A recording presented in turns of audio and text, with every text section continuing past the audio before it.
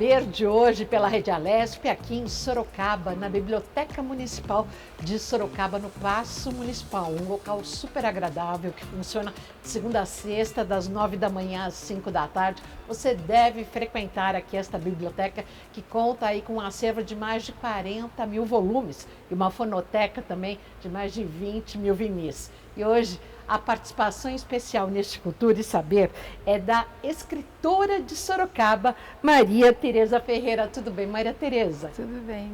Tereza, muito obrigada pela sua participação aqui no nosso Cultura e Saber Volante, nós que circulamos por todas as bibliotecas do estado de São Paulo. Conta pra gente, quem é a escritora de A Menina que Lia o Vento? Essa pergunta é sempre uma pergunta difícil, né? Mas eu penso que Maria Tereza é uma mulher que tem procurado caminhos de se descobrir uma pessoa melhor, se fazer uma mãe melhor, se transformar numa cidadã que possa colaborar com a sociedade, com o meio que vive. Eu penso que eu sou uma pessoa que encontrou nas palavras uma forma de dizer quem é e a que veio. Então eu acho que eu sou uma pessoa das palavras, que eu gosto das palavras. E nas palavras você inclui também a sua família e o seu filho. Sim, eu acho que as palavras são o que me traduz. Tudo que eu falo, essa construção, né, das narrativas, das palavras, do A com o B com o C, é o que vai dizer de mim e da minha família e sobretudo do meu filho. A maternidade para mim foi um lugar muito transformador. Eu costumo dizer que eu sou quem eu sou hoje porque eu me tornei a mãe do Davi. Quantos anos tem o Davi? Tem 16 anos. Como é que foi o surgimento, o nascimento do Davi até hoje e como que você retrata isso através da sua literatura? São 16 anos de transformação. Cada ano, eu costumo dizer que a maternidade é igual videogame. Cada momento é uma fase diferente e quando você passa de fase, você não sabe exatamente o que é que você vai encontrar naquela fase, mas você sabe que você criou ferramentas na fase anterior que vão te ajudar na descoberta desse novo momento. Então eu passei ali quando ele era bebê, que eu não era uma mãe presente, né? Era a minha enteada, que estava ali quando ele precisava, porque eu não tinha condição de estar ali naquele momento. Aí depois eu costumo dizer também que a nossa relação ficou boa quando eu comecei a entender o que ele falava, o que ele queria. Então eu entendia que ele queria água, eu entendia que ele queria comer, eu entendia que ele estava bravo, que ele estava feliz. Então foi nesse momento que eu percebo que a minha conexão, não com a maternidade, mas com aquele indivíduo que estava sob a minha responsabilidade, que ela chegou. Falei, acho que agora a gente vai começar a construir um caminho de entendimento, de descoberta, de desentendimento também, porque agora ele é adolescente, a gente passa mais tempo se desentendendo do que se entendendo, né? E o que você retrata no título A Menina que Lia o Vento? Então, A Menina que Lia o Vento, eu sempre escrevi. Eu escrevo desde que eu me conheço por gente. Então, A Menina que Lia o Vento foi a junção de tudo que eu escrevi nos últimos 12 anos. Então, tudo que eu escrevi sobre amor, sobre política, sobre militância, sobre ser uma mulher negra, sobre a maternidade, eu juntei tudo e aí sob a delicadíssima, né, organização da Letícia, nasceu a Menina que Lia o Vento. Um dos capítulos aqui da Menina que Lia o Vento é Pandemia de Falta de Humanidade. O que você retrata nesse capítulo? Porque a pandemia, por mais contraditório que seja, foi um momento em que as pessoas mais ficaram para dentro de si. Eu entendo essa questão, né, da segurança, do vírus, da morte iminente, mas ao mesmo tempo poderia ter sido um momento em que as pessoas estivessem mais abertas a ouvir, a socorrer, a estar presente com outras pessoas que não tinham condição, por exemplo, de se proteger. Então, esse texto vai falar um pouco disso. Então, vai falar da vacina, né, da ausência da vacina para algumas pessoas. Ele também vai falar das trabalhadoras e trabalhadores que não tiveram condição, né, de ficar dentro de casa. Então, na época, eu trabalhava num abrigo para crianças, então eu não pude ficar dentro da minha casa. E aí eu tinha uma mãe enferma, um pai idoso, uma criança pequena, né? E aí não encontrei, não no abrigo que eu trabalhava, mas eu não encontrei na sociedade, de modo geral, essa compreensão de que algumas pessoas não poderiam ficar na sua casa protegidas. E o que é que a gente faz com essas pessoas? Então, a sociedade, de modo geral, não fez nada. Ela fechou a porta e ela ficou dentro da sua casa, na sua segurança. Um dos outros capítulos também desse seu título, A Menina que Lia o Vento, é o longo caminho das mulheres negras ao voto. Eu destaco que nós somos da LESP, da Assembleia Legislativa, sim, e lá hoje temos uma das deputadas mais longevas, que é a deputada Leci Brandão, sim, que muito fala da sua questão pelo voto. Temos também a deputada Ediane Maria. Gostaria que você falasse dessa palavra, que inclusive nos envolve e nos, sim, encampa lá na LESP. Acho que eu primeiro quero dizer que eu fui muitos anos filiada ao PCdoB, ao Partido Comunista do Brasil.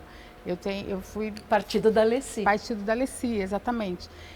Tudo que eu sou hoje, né, enquanto cidadã, o que eu entendo de política, o que eu entendo de política pública, o que eu entendo de organização partidária, eu aprendi em 20 anos de militância no PCdoB. Então, a Leci Brandão, para mim, é uma grande referência, né, de mulher, de cidadã e de deputada. Esse texto, ele vai falar, ele faz esse contraponto, né, das mulheres não negras e das mulheres negras no acesso ao voto e a uma sociedade que as inclua. Né? Então, e a gente teve um longo caminho até esse voto, né? Porque enquanto as mulheres não negras elas estavam queimando o famoso sutiã na praça, querendo a sua independência e a sua autonomia, as mulheres negras elas já vêm trabalhando na lavoura desde a época da escravidão. Então, hoje em dia, o voto das mulheres negras, ele não é só um voto representativo, né? Ele é um voto que carrega uma história de construção da sua própria liberdade, da sua própria autonomia, né? Porque as mulheres negras, se a gente for pensar em autonomia enquanto fazer, enquanto pensar, enquanto realização, as mulheres negras já têm a sua autonomia desde que elas chegaram aqui trazidas, escravizadas da África. Né? Então, quando a gente está falando de autonomia, autonomia elas tinham, porque elas podiam no seu fazer, mas elas não tinham liberdade. Né? Então, quando eu estou falando desse longo caminho até o voto, é essa construção dessa autonomia com essa liberdade. Então, o voto das mulheres negras, ele não tem só peso, ele tem história, ele tem memória. Todos os seus capítulos versam sobre liberdade, de um jeito ou de outra, como inclusive nesse agora, em que eu pego na página 93. Precisamos falar sobre o aborto, isso em 2022. 2025, 2026, nós vemos o Congresso Nacional debatendo isso, colocando retrocessos. Gostaria que você falasse sobre, precisamos falar sobre o aborto. A gente precisa falar sobre o aborto porque o aborto é uma questão de saúde pública. E aí assim, as mulheres, as religiões são contra o aborto. E eu me lembro uma fala da ex-presidente Dilma Rousseff, quando ela diz que nenhuma mulher é a favor do aborto. Porque o aborto é uma intervenção, é uma invasão ao seu corpo, ao seu desejo, à sua vontade, né? Quando uma mulher resolve fazer um aborto, não é como ela ir no dentista fazer a extração de um dente. Então, quando a gente está falando sobre aborto, a gente também está falando da dor dessa mulher que fez a opção do aborto. E hoje em dia isso é uma questão de saúde pública. Porque as mulheres abortam, as mulheres brancas abortam, as mulheres negras abortam, as mulheres evangélicas abortam, as mulheres católicas abortam. Então a gente precisa tirar essa questão do aborto dos costumes, da moralidade, do que Deus vai dizer. Deus não vai dizer nada, porque Deus tem mais do que fazer. Né? Então a gente precisa tratar o aborto como um lugar seguro para as mulheres. como o direito ao seu próprio corpo, né? Eu sou geminiana, então assim, essencialmente para mim, a liberdade é o que vai pautar o meu caminho, é o que vai pautar o meu pensamento, é o que vai pautar as minhas ações. Eu adoro o artigo 5º da Constituição, que me garante o direito de ir e vir. E o direito ao aborto, ele está garantido pela Constituição. As mulheres, elas têm direito ao seu próprio corpo. E aí, esse julgamento a gente ouve falar, né, assim, uma frase que é muito tosca, mas na hora de fazer, ninguém reclamou. Será que não reclamou? Será que esse fazer esse bebê foi de livre e espontânea vontade? Se é um estupro, um crime sexual, ou um não que não foi atendido, né? Exatamente. Não foi respeitado. Exatamente.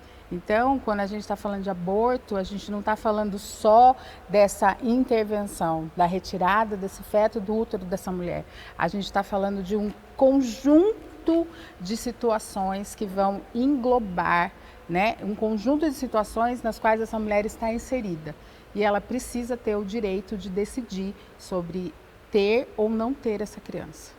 Agora, Maria Tereza, você diz que desde que se lembra por gente, você escrevia. O que você começou escrevendo? Eu me lembro escrevendo cartas para amigos de colônia de férias, que é a época que se mandava carta, não tinha telefone, não tinha e-mail e era muito gostoso esperar e ter essa sensação do receber a carta, guardar o carteiro e enviar a carta. E você, o que você se lembra de escrever? Então, eu me lembro de escrever as minhas sensações, né? O que eu via no mundo.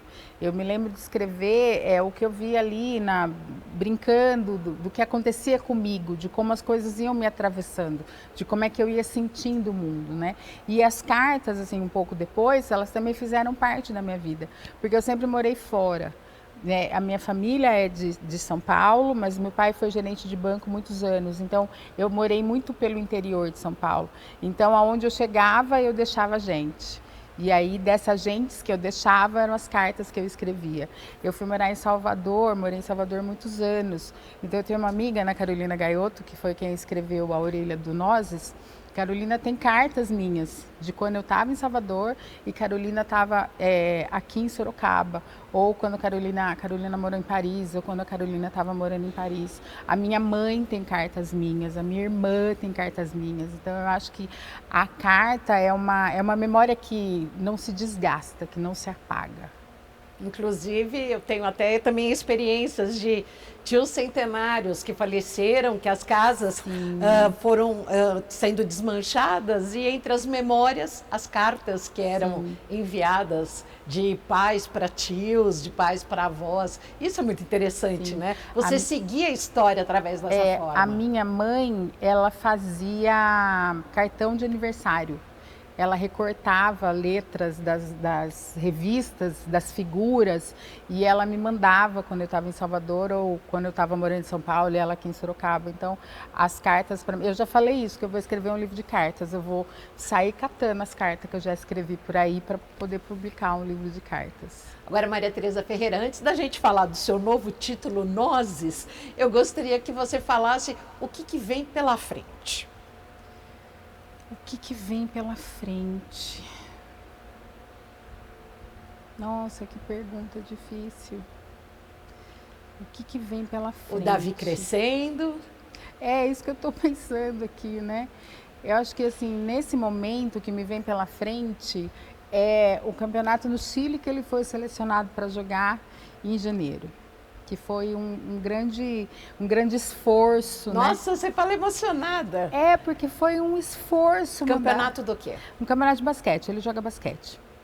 E aí tem um campeonato no Chile, teve uma seletiva aqui em Sorocaba e ele passou, então ele vai jogar no Sub-18 de 25 de janeiro a 1º de fevereiro de 2006. E eu fico emocionada porque foi um esforço mandar esse menino para o Chile. Porque, essencialmente, eu não tinha o dinheiro da inscrição, mas eu costumo dizer, tem um ditado iorubá que diz que a gente precisa de uma comunidade para criar uma criança, né? E o meu filho, graças a Deus, ele é filho dessa comunidade, né? Então, assim, algumas pessoas se juntaram ali nesse esforço da gente conseguir mandar ele para o Chile. Então, acho que o que vem pela frente agora é o jogo dele no Chile. E eu acho que ver ele crescer, né? ver ele jogar no Chile. Ele é fotógrafo, ele tira foto de jogo, campeonato esportivo, futebol de campo e vôlei. E ver ele se desenvolver nesse lugar da fotografia, né? Quando eu vejo ele compra câmera e troca de câmera e sobe e faz a edição das fotos, né?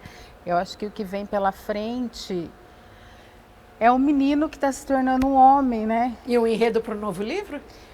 Um enredo para o novo livro, talvez, mas numa perspectiva de ficção não, porque eu não sou muito fã de ficção, confesso aqui, mas de um romance, talvez um livro autobiográfico não, porque eu sou nova para falar de autobiografia, mas histórias também que vão contando, né, desse sair do ninho, desse arrumar outra casa, desse ficar dentro do ninho. Eu acho que talvez. Olha, daqui a pouco a gente volta aqui no Cultura e Saber pela Rede Alesp, conversando com Maria Tereza Braga. Maria Tereza, que é escritora e vai falar do seu último lançamento, Nozes. Fique ligado.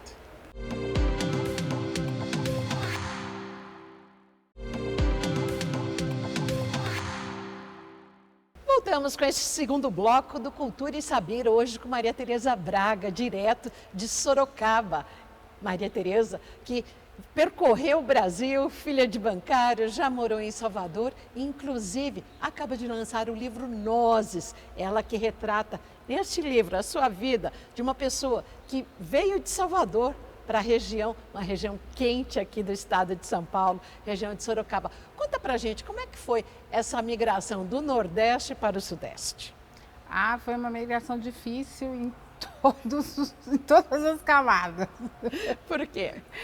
Porque a minha vida em Salvador, apesar de ser uma vida difícil, assim, bem difícil, de morar na periferia e as dificuldades dos trabalhadores periféricos, né, do Nordeste, era uma vida muito boa, muito cheia de gente, muito cheia de praia, sabe assim, muito cheia de sol, né? E aí quando eu vim para cá, eu vim porque a minha mãe estava doente, né? Então eu vim para ajudar a tomar conta da minha mãe. E veio com o Davi pequeno? Eu vim com o Davi tinha 5 anos, né? E foi uma mudança muito brusca, né? Porque o lugar que eu morava, por ser um lugar de periferia, era um lugar muito livre, né? Era um território muito livre para o Davi, né? Onde ele conhecia um monte de criança, onde ele ficava na rua.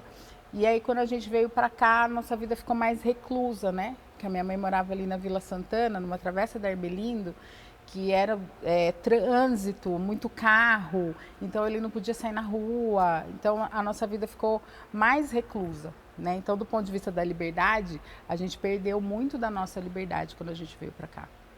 E você, além de sentir falta da praia, você teve aqui a questão de ter vindo em função da saúde da sua mãe.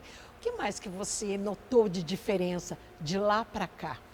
E tudo diferente. Frio, né? As pessoas, a dificuldade da gente se acostumar com a forma das pessoas irem reagindo a gente, né? Porque o Davi sempre foi até hoje muito expansivo, então ele conversa com todo mundo, ele vai em todos os lugares, né? Eu não sou uma pessoa tão expansiva, mas eu sou uma pessoa dada às outras pessoas, dada a fazer as coisas pelos outros e para os outros. E aqui foi difícil assim eu entender que é menos, né? Então, lugar que tem menos sol, as pessoas são mais para dentro. Então eu tive que me acostumar com introspectivas. Elas são mais introspectivas, elas não são muito dadas às pessoas. Então eu precisei me acostumar a ficar mais para dentro e sair para fora quando sou requisitada ou quando eu realmente percebo que, independente do que a pessoa vai achar, é isso que eu quero fazer, porque eu acho que a pessoa está precisando e eu estou querendo fazer. E como detalha para o nosso telespectador, como que é esse seu livro Nozes? Eu abro aqui na página 39 e vejo Percepções de paraquedas e valsas. Mãe, quando eu fizer 15 anos, meu presente será pular de paraquedas. Aí você economiza na valsa e também no salto. Será que ele me conhece? Feliz é quem vive com gente que conhece a gente. 2 de setembro de 2021. que retrata isso? Então, o Nozes, eu e o Davi, a gente sempre teve o costume de fazer pelo menos uma refeição junto, né? E nessas refeições, acontecem conversas, né? Então ele vai me falando como é que ele entende a vida, como é que ele passa pelas coisas, como ele pensa as pessoas. E ele tem umas sacadas muito interessantes, como essa do paraquedas. E algumas coisas que ele foi falando para mim, ele terminava de falar e eu falava para ele assim, isso aí tem que ir para a internet, as pessoas precisam escutar isso aí que você está falando. Então eu postava no Instagram, né, algumas dessas conversas. E aí teve um dia que eu falei, eu vou juntar tudo isso, porque são sacadas muito interessantes e eu aprendo muito, né? E isso é uma verdade, né? Como é bom a gente viver com quem conhece a gente. Então a gente foi criando uma relação de muita intimidade, de muita cumplicidade. E o livro chama Nozes, porque quando ele era pequenininho, ele não falava nós, ele falava nozes. E no caso, ele pulou de paraquedas? Não pulou de paraquedas. O dinheiro não deu para ele pular de paraquedas ainda. Mas ele vai. Ele vai. Agora, o seu trabalho, ele dialoga com raça, gênero e também a psicanálise. Como que esses três eixos se entrelaçam na sua forma de narrar e interpretar o mundo, Tereza? Então, a psicanálise, ela entra na minha vida, assim, de forma muito, muito curiosa, né? Porque quando eu vim para cá de Salvador, eu tinha uma mãe enferma e uma criança pequena. Então, eu não podia trabalhar das 8 às 6, escala 6x1. Então, eu fui cozinhar. A minha mãe sempre cozinhou.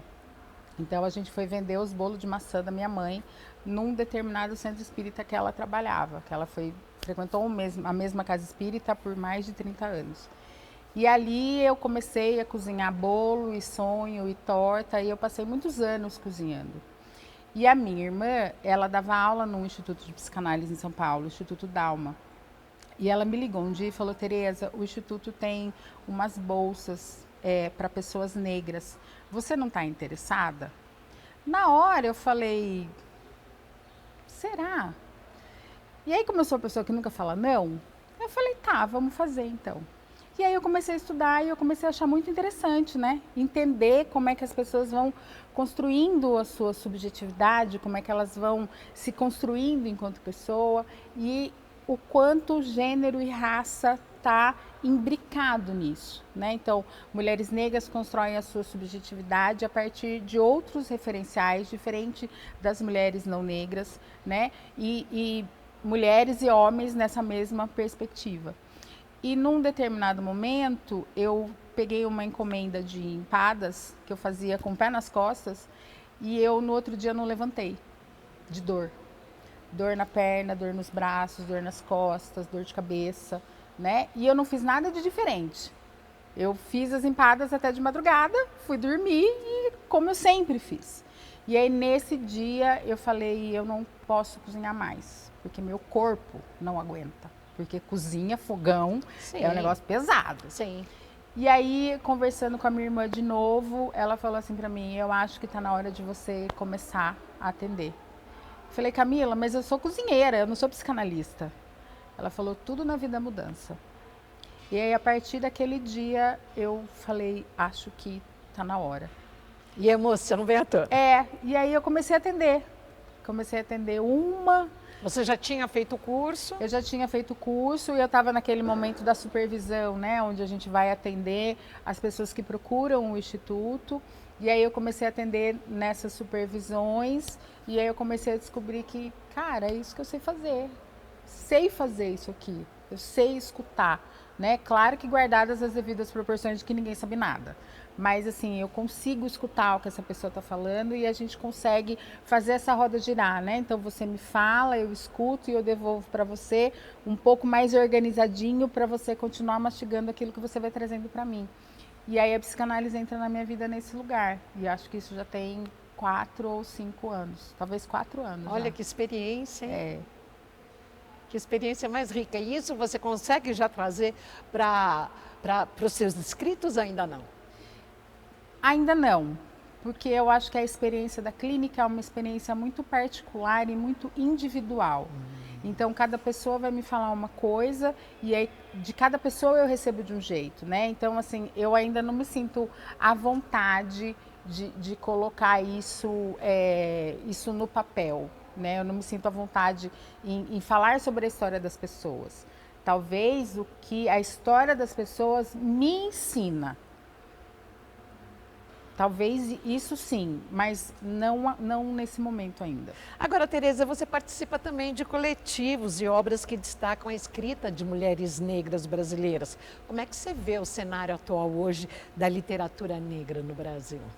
O cenário hoje ele é muito melhor do que há 30 anos atrás, mas ele ainda não é o cenário ideal, porque o mercado editorial é um mercado muito difícil de acessar. Né? Então, por exemplo, você chegar na Companhia das Letras não é fácil, né? E para escritores independentes, publicar ainda é muito caro. Então, assim, eu dei a sorte de participar dessa chamada da Hecatombe, que é o selo, né? Que é dessa coleção Mãe Leva Mais Uma. E eles tiveram um edital que selecionaram histórias e mulheres que falam sobre maternidade. E aí a editora fez um financiamento coletivo, então eu e a coletividade, né? Esse livro nasce a partir de um financiamento coletivo da editora Hecatombe. Então ainda é muito difícil o acesso, né? Então quando a gente fala de literatura negra, a gente vai falar aí de Conceição Evaristo, é a primeira pessoa que a gente lembra, né? Aí Eliane Alves Cruz, tem a Elisama, que são pessoas que estão, né, na crista da onda, né, que todo mundo conhece, que são nomes famosos. Mas eu sempre me pergunto se a gente conhece o segundo, terceiro, quarto, quinto escalão dessas escritoras negras do Brasil. Eu participei de uma coletânea que chama Carolinas, a nova geração de escritoras brasileiras. E ali somos 100 mulheres que estão falando sobre Carolina Maria de Jesus, cada uma a partir da sua perspectiva, mas são escritoras que ninguém conhece, né? E como que essas escritoras, como é que elas chegam num programa como esse, como é que elas chegam numa revista, como é que elas chegam no Jabuti, por exemplo, como é que elas participam das feiras literárias, como é que elas participam da Flip, como é que elas participam da Bienal, porque tudo isso ainda é muito caro. Né? Não é barato você levar a sua obra. O acesso é muito difícil. O acesso é muito difícil. O acesso é muito difícil, exatamente. Então, eu vejo com bons olhos o aumento do mercado editorial para escritoras negras, principalmente, mas ainda é preciso repensar o acesso dessas mulheres. Como é que elas podem chegar? Né? Então, o quanto as grandes editoras elas conhecem os saraus da periferia, por exemplo. Né? Muitas escritoras saíram dos saraus da periferia. Né? Muitas escritoras têm saído dos slams. A Mel Lisboa, que é maravilhosa, ela era de slam, participante de slam. O que é slam? Slam são batalhas de rima que acontecem nas periferias. Né? São batalhas de rima ou são pessoas que vão falar dos seus escritos, mas a partir dessa poesia que é mais falada, que é mais cantada, que é mais rápido, que não é tão rimada, mas é ritmada. Né? Então, o quanto essas grandes editoras elas vão a esses lugares. Se voltam a isso. Se voltam a isso, né? Voltam o seu olhar. E também as grandes mídias, né? Também as grandes mídias, porque não anda sozinho, né? A gente tem aí o Instagram, principalmente, né? O quanto essas plataformas digitais, elas dão espaço para essas mulheres. Porque as mulheres negras, elas são responsáveis pela construção de novos futuros. Olha que interessante. E de que forma que as redes sociais hoje acabam dando força a essa militância, a questão da liberdade, da própria cultura negra através dos livros? É quando a gente consegue informar as pessoas que a gente existe, né? É quando os algoritmos conseguem entregar o que a gente está escrevendo ou o que a gente está falando.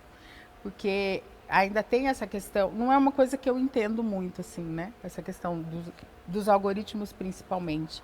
Mas eu consigo perceber que nem tudo chega para todas as pessoas. Então você precisa ter muitas visualizações, você precisa ter muitos likes, você precisa estar com a sua cara lá o dia inteiro, né? E assim, eu posso falar muito de mim, assim, eu não tenho tempo de ficar no Instagram o dia inteiro. Porque eu atendo, Sim. eu tenho uma agenda de atendimento. Tem o Davi. Entendeu? Eu tenho o Davi, eu tenho a minha você. casa, sabe assim? Eu tenho momentos que eu quero ficar só assistindo a minha série. Então, as redes sociais, elas são um caminho, né, para divulgação e para exposição, mas são um caminho que cobra muito caro, que cobra muito, muito caro da gente. Né? Cobra o tempo, né? Cobra o tempo. E aí quando a gente fala de cobra o tempo, né? E quem é que ganha com o tempo que eu disponibilizo para essas big techs? Não sou eu que ganho.